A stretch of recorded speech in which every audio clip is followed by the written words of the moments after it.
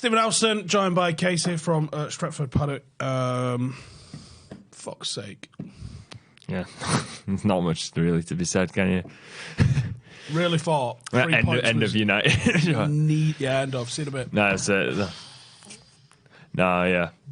3 points was definitely needed against Southampton away, especially when they've only won one game, and that was against 10-man Brighton. See the way they fucking celebrate. A draw. Yeah, absolutely mad. They had a mad one at the end. People on the ground. I mean, I'm pretty sure Howson started celebrating before full time. Actually, was called on the clock at BT. Oh God. Obviously, you've just dissected it for Paddock. Yeah, I've just dissected it for Devils. Now we're sitting here. Can't really be asked dissecting it together. Yeah, but it was one of those matches where you just like. I was saying to you, it's like I won against Burnley. It might have been last season, might have been the season before, where we had like 30 odd shots and then we scored a good 0. But today it was like we had 21 and we scored 1. Like we had, I think, 18 key passes. Like what?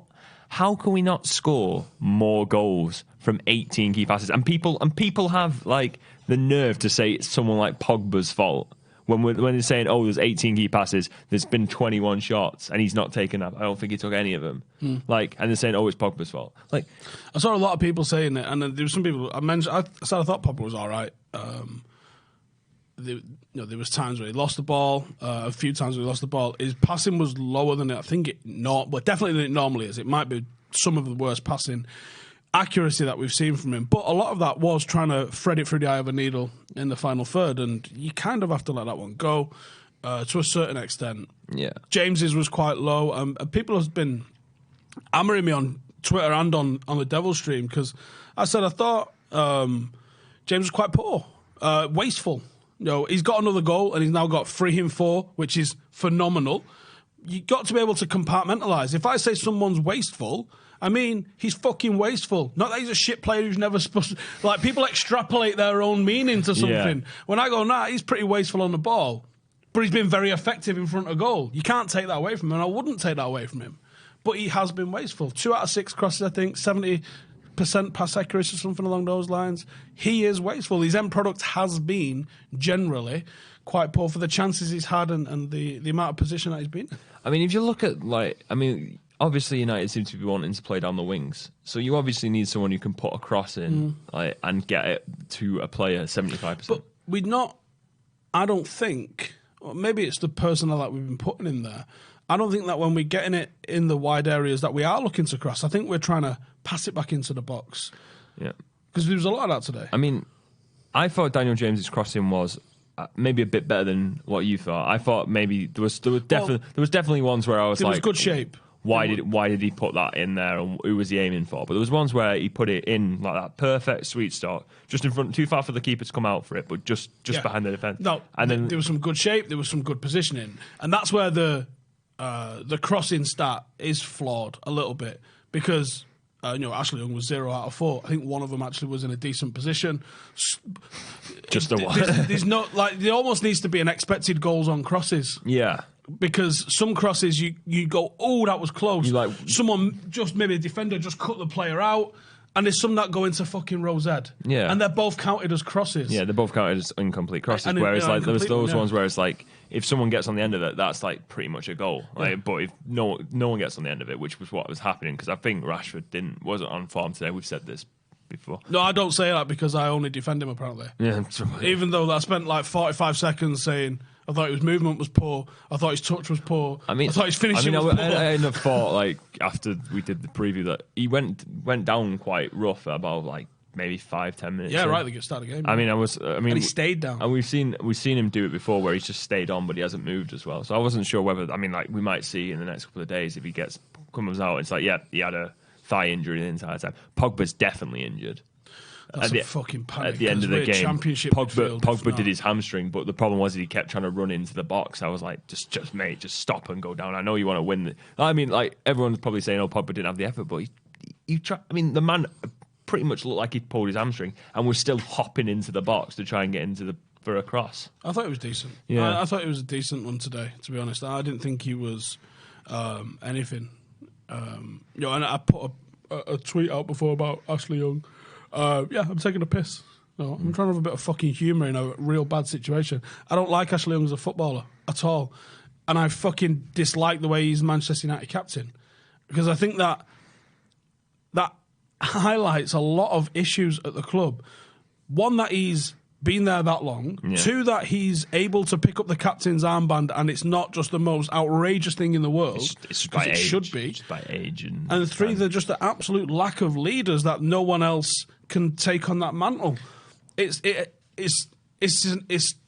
not inconsequential, but it is a minor thing. But I think that minor thing, it's almost like, you know, if you've got a bit of a crack in the plaster in your house, and you go, just a bit of a crack in the plaster, but it hides a lot of other shit behind there that's going on. And that's what I think Ashley Young wearing a captain's armband does. It hides a fucking multitude of sins. The fact that he's even at the club is wrong. I mean, I saw a comment aimed at you before where it was like, oh, he's a 34-year-old winger playing out of position, like, give the man a break. I mean, like, the fact is, though, is he's paid £5 million a year to be a winger out. And the fact is if that's the problem and he can't play in his normal position and he can't play right back, then why is he still in the club? Like, I can understand, you want some experience in there, but you have that Juan Mata. Juan Mata today is an experienced player. Even Matic, actually.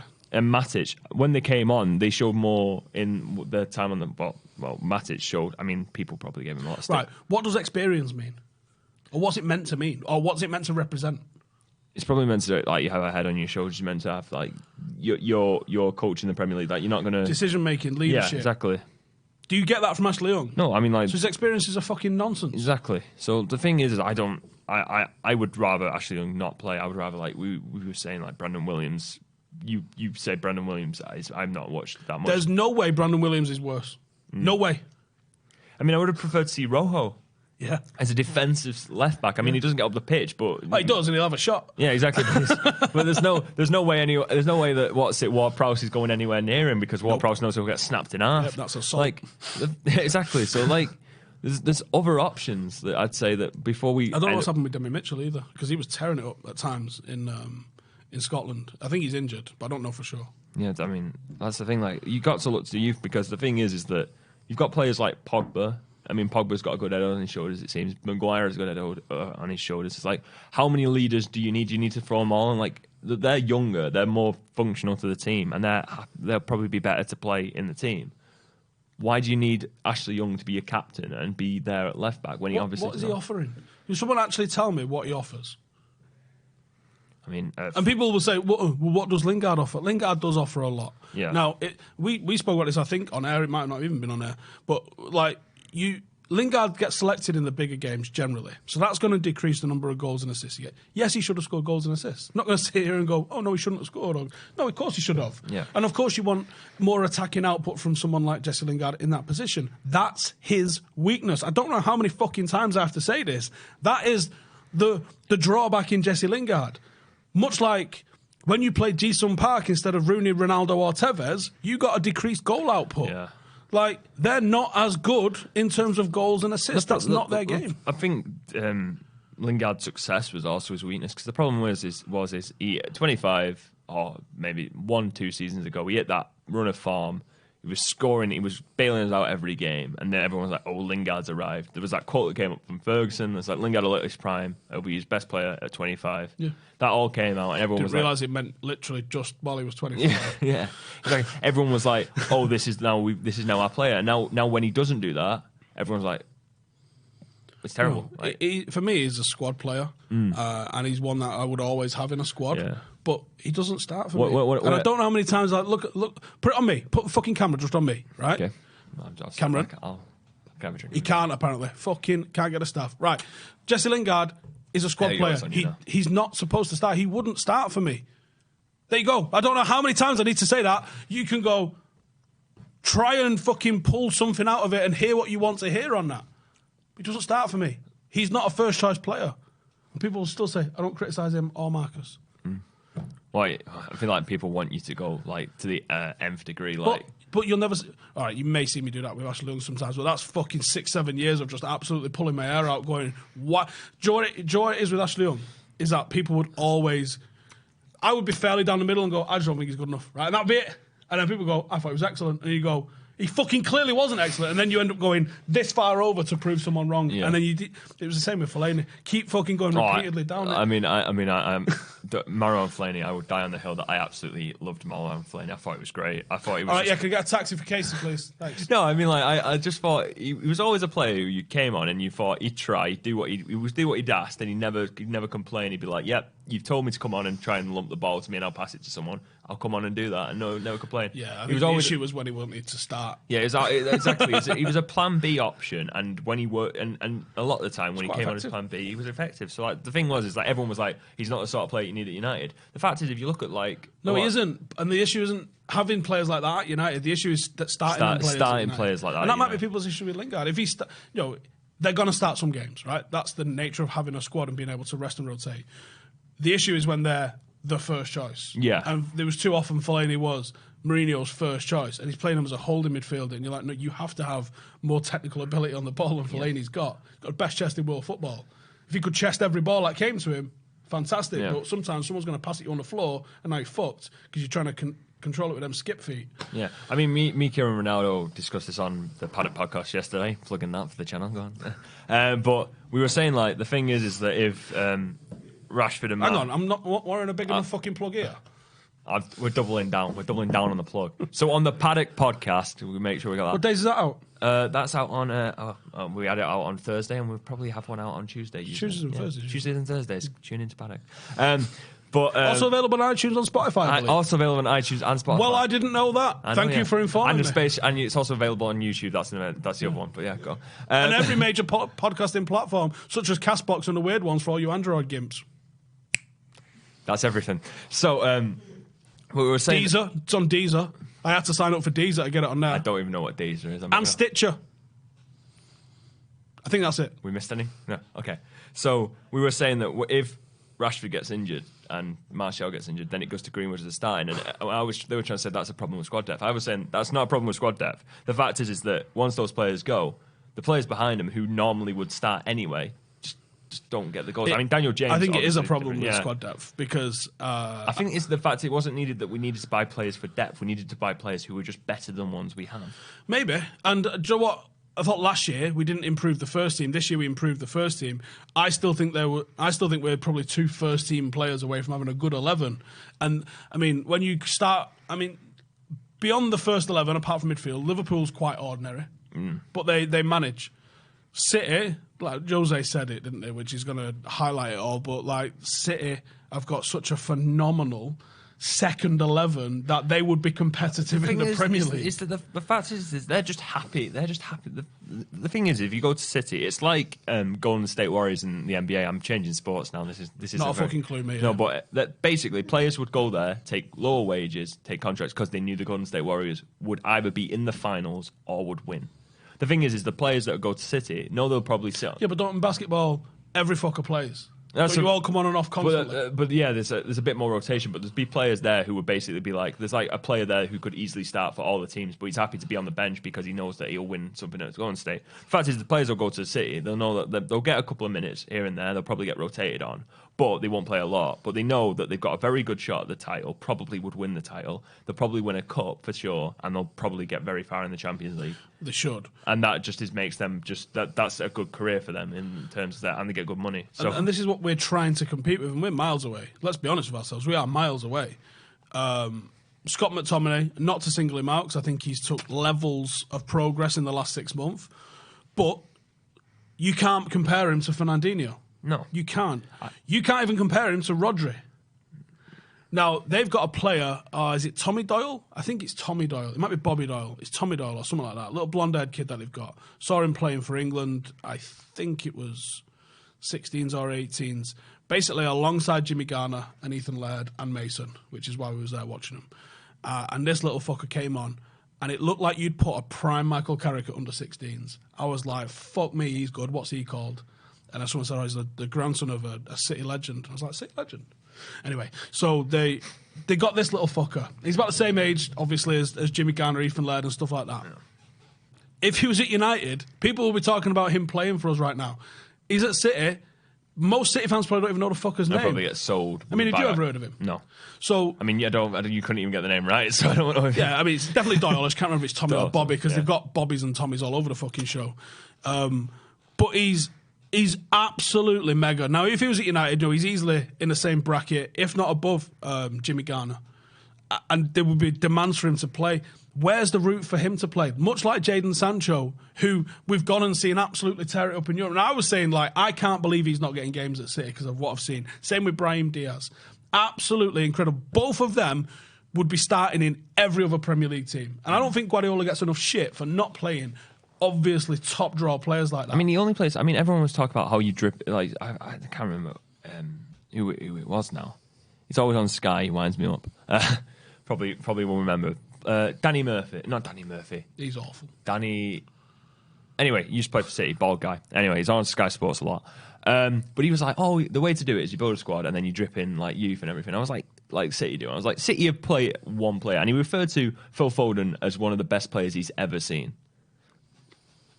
Okay. He said Phil Foden was better than Messi, didn't he, at some point? That was Guardiola. That was Guardiola. He said he's the most naturally he's the most talented player he's ever seen play, Phil Foden. So I'll give him 4 minutes in the Carabao Cup. Yeah, and then I'll play him for 10 minutes. I think he played one full game, and that was the game he scored against Tottenham, and every City fan went absolutely wild. But he's the only one to play. They even bought Angelino back from PSV, who was in their youth academy, and he hasn't played. They played Zinchenko, and then they've got Mendy coming back for injury, and he's probably not going to play because I think I saw him play one game in the friendlies, and he was awful. So, it's... You're dealing with depth like that, though. Yeah, exactly. You've got the likes of... You're dealing with, Tommy Doyle's probably the level of McTominay. Yeah. But McTominay has to start for us week in, You've got week out. João Cancelo, who has only come off the bench yet, and he was Juventus' starting right back in a title-winning squad, and they got him for 27 million. And Danilo. That's what we're competing with, and that's the difficulty we're looking at. When you talk about the squad depth, I don't think you need the depth City have got. I don't think City need the depth City have got. But they've got it, and you have to fucking deal with it. Yeah, exactly. Nobody else has got the depth like them. Nobody else. And I think that's why they're probably quite rightfully favourites for the Champions League because of that. But when you look at what we've got, you scratch the surface. We've got 17-year-old Mason Greenwood. It might be the best thing to happen for that kid's career. And we might have another world-class talent on our hands. But we're not going to know that for a couple of years. Yeah, exactly. You've got to allow him to come in and to mature. And more importantly, you've got to allow him to play mistakes. Forget pressure. No way does Mason feel pressure. Mason just wants to play and he wants to fucking rocket it into the net. That's all he gives a fuck about. He'll be more upset that he didn't do anything today to change the result than anything else. And I don't think, you're exposing them to getting shit. Nah, bollocks. They get shit anyway. The pressure comes part and parcel of the game no matter what age you are. So your thing is if you get it early on... It's Manchester United. You know what I mean? You're going to either deal with it or you're not. And if you can deal with it at 16, 17, then you can deal with it. If you can't deal with it at 16, 17, I'm not sure any extra years on your time or being slowly brought into the team is going to actually matter. You can either handle it. Because we can't even compare what the pressure must be like. Even if he just nips into the Trafford Centre, he's getting mobbed. Yeah. He's not even, played in back-to-back games for United yet. And he's going to get absolutely mobbed. Yeah, because everyone knows who he is because the fact is he's United's next big talent from the youth team. So, is it time to worry? Is it time to worry in terms of there's three people's opinions that matter in this. One's the fan base. Yeah. Arguably that matters the least, as much as it shouldn't, but it probably does. Yeah. There's the boards. That doesn't matter because the board don't seem to matter what. Which doesn't matter at all. No. But it matters the most. Yeah. Because they're the ones who are going to make a decision. Yeah. And then there's the team and the squad itself. Should we be worried that any three of those are about to turn? Because online, and you don't know how much of this, much like the racist abuse that Pogba and Rashford have suffered, it's all anonymous accounts, which makes me suspicious. Especially after the way it blown up after the first one with Pogba. Yeah. I knew the next person to miss, especially if it was a black player, was just going to get hammered purely for the attention that account is now going to receive. Yeah. I worry that do a lot of these accounts now start screaming Ole out? Because I'll ask you, if you bring in Guardiola, what's he going to do with this squad? I mean, the fact is that the way that Guardiola built his squad at City was that they brought it. City's owners brought in the board to match Guardiola. They were like, they got the Barcelona and they started bringing in players. And they started bringing in players. Like, the thing was, is they were always like... They spent $1 billion on it since he's been Exactly. That's the thing. They were always like, Guardiola, it's going to be Guardiola's team. We don't pay any attention. We just give him the money. He does whatever he wants with it. Like, that's the thing. The fact is, if Guardiola came at United, first thing he'd be like, oh, I can... Messi says he'll come to us. I want 250 million. Well, we can't afford Lionel Messi for 250 million. How's Ashley Young? Here's 100 million. Try for Lionel Messi, but if you don't get him, we'll leave it till the end of the window and get no one. Okay. I was like, okay. So the fact is, the board ain't going to... roll through anybody else. What does Klopp do with his team? We saw that he suffered until he got key players in. Yeah, that's what I mean. Klopp is just going to... is exactly the same as Solskjaer in the sense of he's going to get... Klopp got 2 players a window and it built it way up. It took time. So the fact is, got the time. That's the thing. The thing is, if all he gets the time, it's probably going to be hopefully a similar trajectory to Klopp at Liverpool. One thing that I watched with a bit of interest was he got away with a hell of a lot because he didn't have a better record than Rodgers for a long time. It might have even only been like this time last year that he actually improved the record, that like win percentage that Rodgers had. The press weren't on him, much like the press really aren't on Ollie at the moment as well. Is there some sort of a grace period that Ollie gets, both with the fans and the media, because of who he is and that connection, and he's a nice guy? Like, because Klopp got that. I think the thing is the fans are just going to direct most of the hate at the board. They're not going to really go at Ollie, but the fact is then some of the players are getting it as well. Some of the players will get it, and I think Ollie will kind of get it off for a bit, but then it'll probably build. I think the thing is we have an international break now, and then the season restarts towards Christmas now, but we also have cup competition starting. We have a lot of things starting. Like Astana away. Yeah, Kazakhstan and Serbia, and Netherlands. But anyway, fuck's sake. But like the season properly starts after this international break. This is like you kind of set yourself where you're going to end up at the end of the season. Like we hope, luckily, because of Spurs not doing well against Newcastle, and there's a North London derby, we're probably still in with a top 4 mix at the moment. But that's after this international break is probably where we're going to see whether we can get there. Is going to be the sort of thing. So I say we don't worry now. We've got an international break. We can all have a nice cool off, watch England play Kosovo and Bulgaria. The dogs just started growling for no reason whatsoever. Scared. I think that's the time that we call it a quit. Yeah, pretty much. Give yourself a shout out. Where can you follow you? You can follow me on Twitter at KC_Evans_ or on Instagram at CMEvans _19. Oh, it's 198. You'll find me eventually. I'm followed by Paddock. That's a good shout out, isn't it? You'll find me eventually. No. And I'm on Paddock. That's the time. I think we've got a podcast coming on Monday for the warm down, but I've still got to confirm with the guests that they're definitely coming. So wait out on that one for who that one's going to be. I will be back on Paddock on Monday for the brew. So go and subscribe to Stretford Paddock, hit the notifications, and I'll see you on 4 o'clock with, I don't know who's in with us actually. Someone will be in with us, and we'll be having a brew, and we'll be looking back over this weekend and maybe what the fuck's fallen out of it since, and hopefully not reflecting on a Pogba injury, because that is going to be an absolute mare, isn't it? Bad one, yeah. Righty, see you in the next one. Laters. See ya.